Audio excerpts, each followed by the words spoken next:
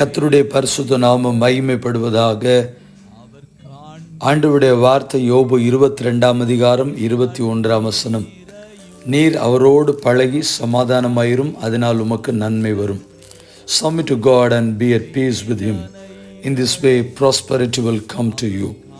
கர்த்தருடைய பரிசுத்த நாமம் மகிமைப்படுவதாக. இந்த நாளிலே நாம் தியானிக்கக்கூடிய ஒரு வார்த்தை, நம்முடைய வாழ்க்கையில் நன்மை வர வேண்டும் என்கிற எதிர்பார்ப்பு, வாஞ்சை, துடிப்பு, ஏக்கம், எதிர்பார்ப்பு எல்லாருக்கும் இருக்கிறது. ஆனால் நம்முடைய பழக்கம் எப்படி இருக்கிறது? திரியேக தேவனோடு கூட, பிதாவோடு, குமாரனாகிய கிறிஸ்துவோடு, பரிசுத்த ஆவியானவரோடு கூட நம்முடைய பழக்கம் எப்படி இருக்கிறது? அந்த அவருக்கும் நமக்கும் சமாதானமாக நல்ல ஒரு ஹெல்த்தி ரிலேஷன்ஷிப் நமக்கும் ஆண்டவருக்கு இருக்குதா? ஒருவேளை நீங்கள் நினைக்கலாம், மாம்சமான மனிதனாக இருந்தால் அவரோடு கூட ஒரு பழக்கத்தை, ஒரு நட்பை வைத்து கொள்ள முடியும், அவர் தெய்வமாயிற்றே என்று நினைக்கலாம். ஆம், உண்மைதான். என்னுடைய புரிந்து கொள்வதன்படி ஆவியான தெய்வத்தை ஆவியோடும் உண்மையோடும் தொழுது கொள்ள வேண்டும் என்று எதிர்பார்க்கிறார்.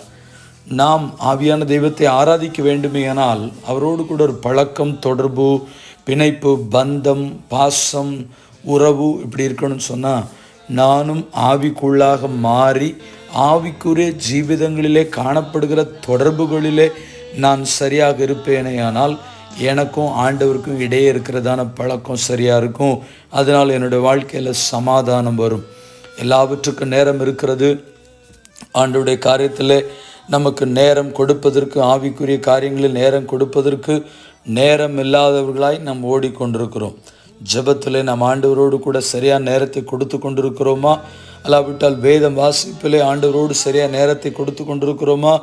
ஆண்டவருடைய காரியம், சபையினுடைய காரியங்கள், பக்திக்குரிய காரியங்களிலே ஜெபங்கள், உபவாசங்கள், இரவு ஜெபங்கள், ஆராதனைகளிலே நாம் சரியாய் பங்கு பெறுகிறோமா? இதெல்லா காரியங்களிலும் நான் சரியாக இருப்பேன் என்று சொன்னால் எனக்கும் பிதாவாகிய குமாரனாகிய பரிசுத்தாவியாகிய திரியேக தெய்வத்தோடு கூட இருக்கிற பிணைப்பு, பந்தம், பாசம், உறவு, ரிலேஷன்ஷிப் இதெல்லாம் எனக்குள்ள ஒரு ஹெல்த்தியாக இருக்குன்றதில் எந்த விதமான சந்தேகம் இல்லை. ஒரு வேளை அப்படிப்பட்ட பழக்கம், ஆவியானவரோடு கூட இருக்கிற தொடர்பு உங்களுக்கு இல்லாதிருந்தால் புதுப்பித்துக் கொள்வதற்கு முயற்சி செய்யுங்கள். என்னோடு கூட இணைந்து ஜெபியுங்கள். பரிசுத்தமுள்ள தேவனே, இந்த ஜெபத்தை என்னோடு இணைந்து செய்கிற ஒவ்வொரு தேவ பிள்ளைகளுக்கும் ஆண்டவரோடு கூட இருக்கிற தொடர்பு, பழக்கம், பந்தம், பாசம், உறவு, பிணைப்பு சரியாய் காணப்படட்டும். அதனால் வாழ்க்கையில் நன்மை அனுபவிக்கட்டும். ஜெபம் கேள நல்ல பிதாவே, ஆமேன். வாழ்த்துக்களுடன் ஜெபங்களுடன் ஜெப